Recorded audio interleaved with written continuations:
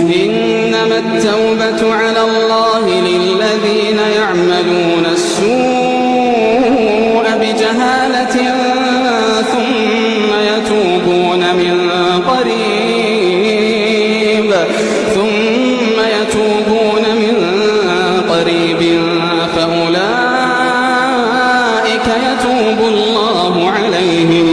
فأولئك يتوب الله عليهم وكان الله عليما حكيما.